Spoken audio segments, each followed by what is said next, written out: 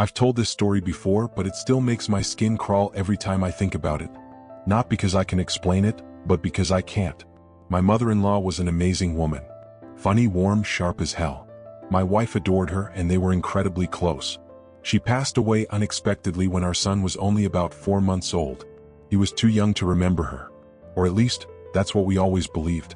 A few years later, we were living in an old craftsman-style house in Pasadena, built sometime in the 1930s. Solid wood floors, narrow hallways, the kind of place that always creaks a little at night no matter how still everything is. Our son was about 3 years old at the time.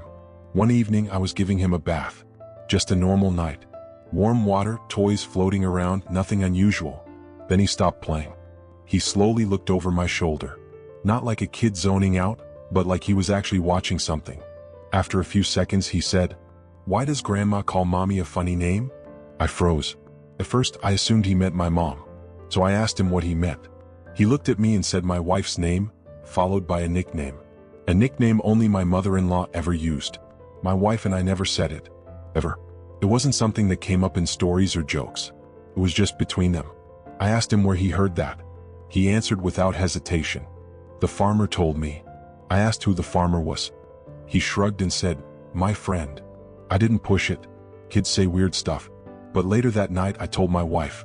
She broke down crying. Not out of fear, out of shock. There was no logical way our son could have known that nickname. We tried to rationalize it. Maybe he overheard something. Maybe coincidence. Maybe our brains were filling in gaps that weren't really there. We decided not to make a big deal out of it. The next weekend, my wife was at work and I was home with our son. He was playing in his room while I was in the living room. Everything was quiet, until I started hearing him talk. Not babbling. Talking. I heard him say things like, "Yeah. No, I don't know that." Then he laughed. It sounded like a real conversation. I walked into his room and asked what he was doing. "Playing," he said. I asked who he was playing with. He smiled and said, "The farmer." I felt my stomach drop. I asked where the farmer was. He looked toward the doorway, then back at me. "He left when you came in." That was the first moment I felt genuinely unsettled. When my wife got home, I told her everything. Now we were both uncomfortable. We agreed that if it happened again, we'd take it seriously. A few nights later, we woke up to our son talking in his sleep. We lay there listening. Then we heard him say, "Grandma says you and I can't be friends anymore." My wife sat straight up. We went into his room together. He was sitting upright in bed, eyes open, calm. I asked him if he was okay. He nodded. Then he said, "Grandma says I can't play with the farmer anymore." That was it. He never mentioned the farmer again. Not once. No imaginary friend. No conversations. Nothing. Our son is 13 now. He doesn't remember any of it. But we do. And sometimes, late at night, when the house creaks just right, I wonder who the farmer really was. And why Grandma didn't want him around anymore.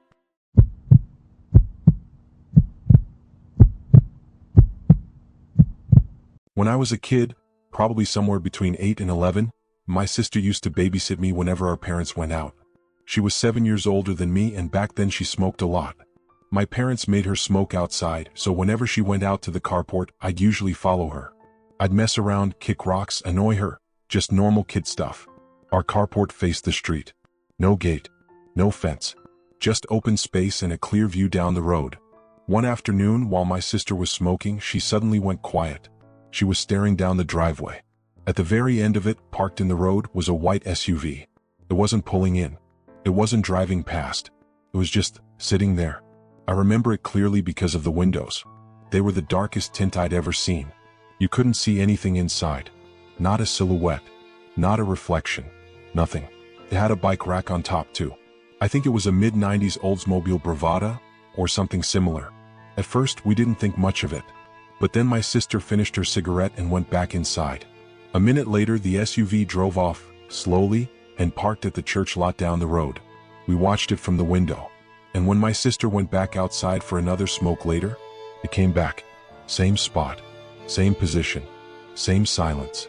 That's when it started to feel wrong. The next day it happened again. Every time my sister went outside, the SUV would appear. She stayed inside, it would just sit there, waiting.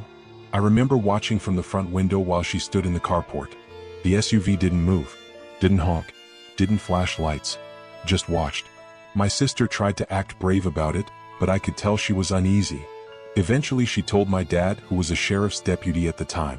He called it in. Officers came by. They checked the area. The SUV was gone. Months passed. Nothing happened. We thought maybe it was over. Then, almost 9 months after the first time, it came back. Same SUV. Same behavior. It started showing up regularly again. One afternoon, my parents were out just like usual. My sister was outside smoking when the SUV rolled up and parked at the end of the driveway. This time she snapped. She told me to stay in the carport and said she was going to confront whoever was inside. I remember watching her walk down the driveway toward it. She didn't even make it halfway. She stopped dead in her tracks. Later, she told us that in that moment she felt something she'd never felt before. Not fear, but certainty. Like if she took one more step, she wouldn't come back. She turned around and went inside without saying a word. That scared me more than anything else up to that point. The final time it happened, my parents were actually home. Our family car was in the shop, so we were all stuck at the house that night. My sister went outside to smoke and I followed her like always. And sure enough, the SUV showed up. She looked at me and told me to run inside and get our dad. I didn't ask questions. I sprinted. My dad came out almost immediately, and this is the part that still sticks with me. He was holding his gun. Not raised. Not pointed. Just in his hand. He walked briskly down the driveway toward the SUV. The moment the driver realized what was happening, the SUV floored it. It tore down the road and peeled out onto the nearby highway, tires screeching. My dad stood there watching it disappear. Being a cop, he took note of everything, the model, the bike rack, the tint. And then he noticed something that made the air feel heavier. The license plate had been covered with duct tape. We never saw that SUV again. No arrest.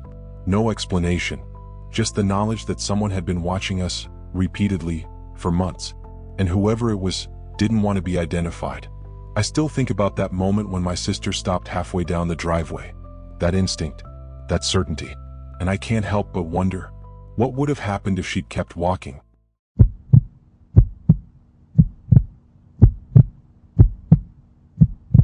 When I was a kid, there was nothing I hated more than taking my clothes down to the basement.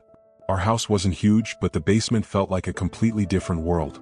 One half of it was finished, the other half wasn't. Concrete floors, exposed beams, old pipes, and shadows that never seemed to sit still. That unfinished side terrified me. I had nightmares about it constantly. Not the kind you forget when you wake up, the kind that stick with you all day. The kind that come back again, and again, and again. One of those dreams haunted me the most. In it, I'd be alone in the house. Everything would feel wrong in a way I couldn't explain. And then I'd realize it was approaching the time. I don't know what time it was. I never saw a clock. I just knew. My body knew. So I'd crawl under the kitchen table, because the basement door was in the kitchen, and I'd wait. Then the door would slowly open. I'd see the legs of a man step out of the darkness. I never saw his face, never heard him speak. But I knew, absolutely knew, that if he found me, something terrible would happen. The worst part wasn't that he was searching. It was that he already knew where I was. He enjoyed it, knowing I was under that table, frozen, trying not to breathe. Another nightmare would hit sometimes on its own. I'd be walking down the basement stairs. I'd know exactly what was about to happen, and I couldn't stop myself. As soon as my foot touched the basement floor, everything would go black. Something would grab me, and I'd wake up screaming. I hated that basement. I hated it in my dreams, and I hated it even more when I was awake. One afternoon, my mom asked me to take my laundry downstairs. I was home alone except for our dog. I remember standing at the top of the basement stairs, staring down into that dim space, my heart already racing. That's when I got an idea. If the dog came with me, I wouldn't be alone. So I grabbed my clothes, called her over, and started down the stairs. It was daytime. Sunlight streamed through the small slit windows near the ceiling. Dust floated in the air. For once, the basement didn't look so bad. I walked over to the washing machine, tossed my clothes onto the pile, and turned around. Now, no matter how brave I felt going down, I always ran back up. I was a scrawny kid. My footsteps barely made a sound. I took 2 steps. Then I heard it. Heavy, frantic, thudding. Scrambling. Coming up the stairs behind me. My brain shut off. I screamed. My heart slammed against my ribs so hard it hurt. My legs stopped working completely. I collapsed onto the stairs and curled into a ball, sobbing. This wasn't a dream. This was real. I remember thinking, this is it. This is the moment monsters stop being imaginary. I squeezed my eyes shut and waited to die. Then, nothing happened. No hands grabbed me. No weight pressed down. Just silence. After what felt like forever, I slowly opened my eyes. And that's when I saw her. My dog. Standing on the stairs behind me, tail wagging, confused. She chased after me when I ran. The sound I heard, the thudding, the scrambling, it was just her claws on the steps. I started laughing and crying at the same time. I ran upstairs and didn't go near that basement for weeks. But here's the thing. Even now, years later, that fear never really left. Because in that moment, before I knew it was my dog, the terror I felt was exactly the same as in my nightmares. The same certainty. The same feeling that something awful was right behind me. And sometimes I wonder, why did my nightmares know that sound so well? Why did my body recognize it instantly? And why, even now when I hear footsteps behind me in a dark stairwell, do I still feel like something is coming up after me, just out of sight?